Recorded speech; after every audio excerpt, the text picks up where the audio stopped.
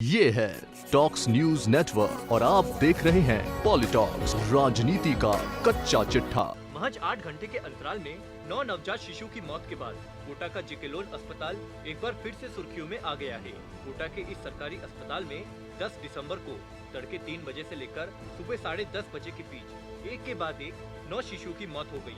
इसी जेके लोन अस्पताल में पिछले साल भी नवंबर दिसंबर में 35 दिनों में 107 बच्चों की मौत ने गहलोत सरकार को हिलाकर रख दिया था। अब कल हुए इस घटनाक्रम के बाद एक बार फिर सिस्टम की बद इंतजामी उजागर हुई है, तो वहीं विपक्ष भी गहलोत सरकार को घेरने की तैयारी कर चुकी है। पूर्व मुख्यमंत्री वसुंधरा राजे ने जहां गहलोत सरकार को इस मामले को हल्के में न लेने की बात कही, तो बीजेपी प्रदेश अध्यक्ष सतीश पूनिया ने कहा कि जागो सरकार जागो, वरना यहाँ से भागो। वहीं राजस्थान विधानसभा में उपनेता प्रतिपक्ष राजेंद्र राठौड़ ने प्रशासन की संवेदनहीनता पर सवाल उठाए।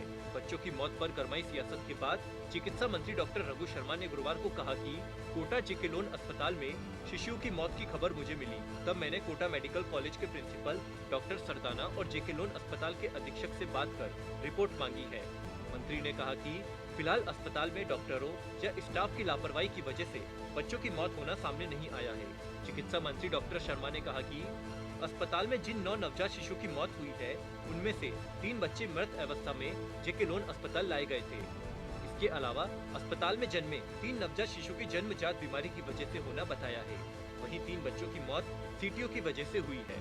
मंत्री शर्मा ने बताया कि उन्होंने अस्पताल अधीक्षक व मेडिकल कॉलेज के प्रिंसिपल को निर्देश दिए हैं कि किसी भी परिस्थिति में चिकित्सकों की लापरवाही से एक भी बच्चे की जान नहीं जानी चाहिए। इसके लिए आपको आश्वस्त करना पड़ेगा।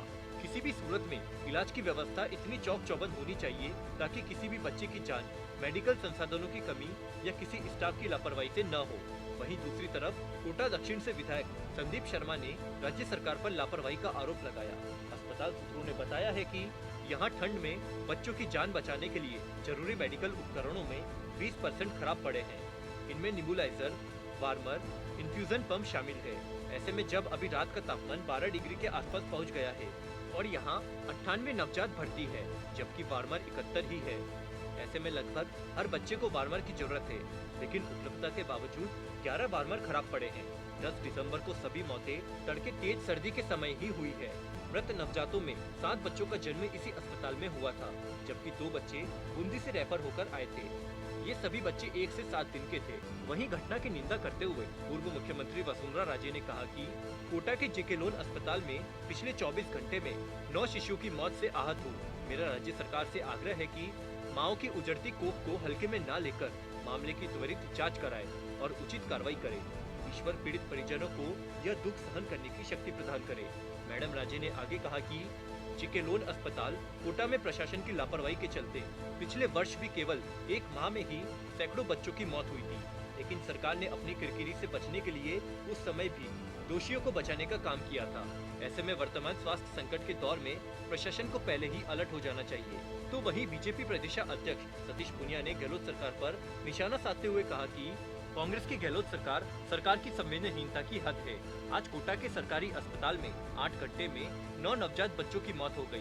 पिछले साल यही 35 दिन में 107 बच्चों की मौत हुई थी। फिर भी सरकार नहीं चेती। जागो सरकार जागो, नहीं तो भागो। वहीं राजस्थान विधानसभा में उपनेता प्रतिपक्ष राजेंद्र राठौड़ ने गहलोत सरकार और प्रशासन पर सवाल उठाते हुए कहा कि कोटा के जेके लोन अस्पताल में 8 घंटे में 9 नवजात बच्चों की मौत की खबर दुखद एवं मन को विचलित करने वाली है।